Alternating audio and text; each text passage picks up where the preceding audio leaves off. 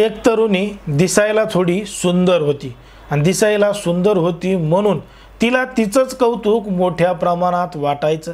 ती तिचेच फोटो काढून सोशल मीडियावर अपलोड करायची। तिचे फोटो पाहून अनेकांना खुशी व्हायची, लोक तिला लाईक करायचे, कमेंट करायचे, म्हणून तिचा उत्साह वाढला होता।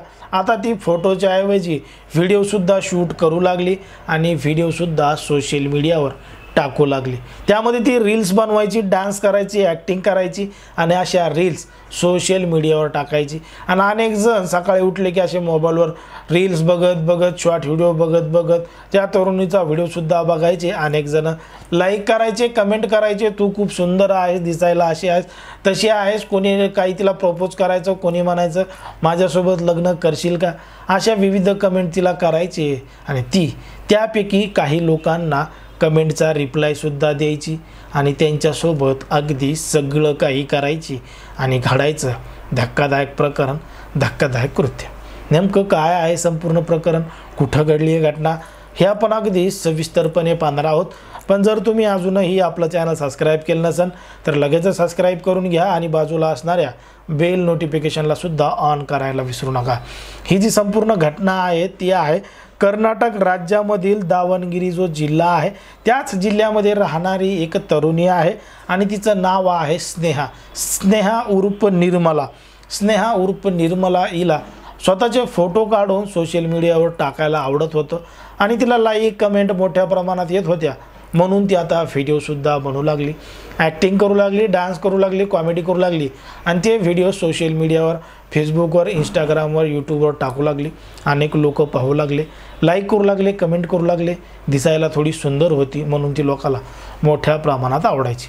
आता कमेंट करताना, मेसेज करताना तिला जण विचारायचे आणि लग्नाची मागणीसुद्धा करायची, तर ती त्यांची मागणी पूर्ण करायची, त्यांच्यासोबत चॅटिंग करायची, बोलायची आणि तिच्या संपर्कात आला, तिच्या प्रेमात पडला की ती त्या व्यक्तीबरोबर लग्न करायची, लग्न करून त्याच्या घरी जायची आणि लग्न करून गेल्यानंतर 1-2 दिवस त्याच्यासोबत राहायची आणि मग लग्नामध्ये दिलेले तिला जे काही पैसे आहेत ते पैसे आहेत, दागिने आहेत आणि घरातलं जे मौल्यवान वस्तू आहेत त्या मौल्यवान वस्तू घेऊन फरार व्हायची आणि एकदा फरार झाली की ती पुन्हा सापडतच नव्हती आणि उलट त्याच्यावरच कारवाई करायची, धमकी द्यायची।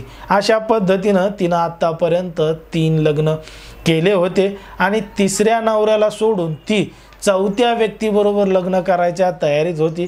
4थ्या व्यक्तीबरोबर सुद्धा लग्न केलं होतं आणि त्यालासुद्धा अशाच पद्धतीनं आर्थिक पद्धतीनं भोगळं केलं होतं, त्याची आर्थिक लूट केली होती। सगळं सामान, सोनं नाणं दागिने घेऊन ती पसार झाली होती।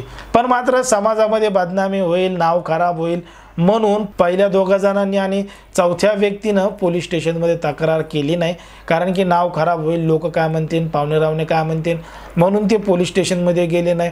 जाऊ द्या म्हणे, गेली तर गेली, पैसेच घेऊन गेली ना, पुन्हा काय घेऊन गेली, असे बरेच लोक मग गपची बसले।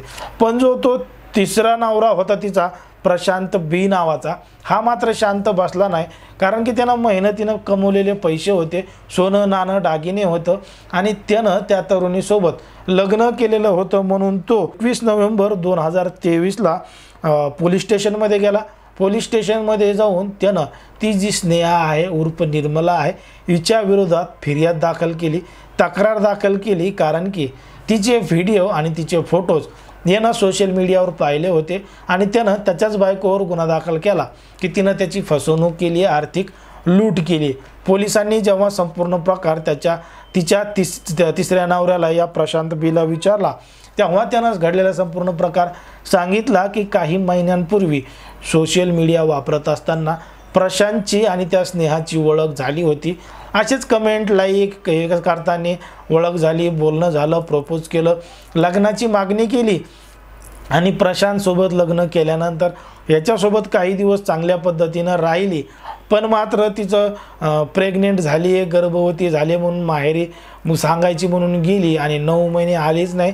9 महिने होऊन सुद्धा पुन्हा आली नाही आणि याच्यासोबत फोन नाही, मेसेज नाही, संबंधच तोडून तिनं 3रं-4थं लग्न केलं म्हणून ते फोटो फेसबुकवर टाकले। मग यानं पाहिले म्हणून यानं पोलीस स्टेशनमध्ये तक्रार दाखल केली आणि पोलिसांनी ती जी आरोपी महिला आहे स्नेहा तिला ताब्यात घेतलं, तिची सुद्धा कसून चौकशी चालू आहे आणि तिनं आत्तापर्यंत फक्त या 4च लोकाला गंडा घातलाय, चुना लावलाय का अजून किती लोकांना लावलाय हे सुद्धा पोलीस तपास करत आहेत। पण हे जो तिसरा नवरा होता प्रशांत नावाचा, पोलिसांनी त्यांना विचारलं की तुम्हीच मग तक्रार का दिली? त्यानं सांगितलं की सोशल मीडियावर हिचे हजारो लाखो फॉलोअर्स आहेत आणि हिनं आत्तापर्यंत आमच्या 4 जणांना फसवलंय ही अधिकृत माहिती आहे। पण जर हिच्या अजून कोणी नादी लागलं, अजून लोकांना हिनं फसवलं, त्यांची सुद्धा आर्थिक लूट झाली तर हे समाजासाठी योग्य नाही।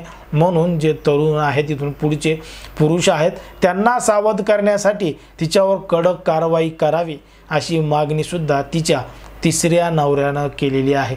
आपण जर खरंच पाहिलं तर सोशल मीडियावर सध्या हे जे असे सक्रिय टोळ्या आहेत मोठ्या प्रमाणात वाढलेले आहेत, त्यामुळं अनेकांची आर्थिक मानसिक फसवणूक पिळवणूक सुद्धा होताना आपल्याला दिसते। एकंदरीत या संपूर्ण प्रकरणावर तुम्हाला काय वाटतं हे अगदी स्पष्टपणे कमेंटमध्ये सांगा आणि अशाच पद्धतीचे नवनवीन व्हिडिओ पाहण्यासाठी आपल्या चॅनलला लगेच सबस्क्राईब करून घ्या।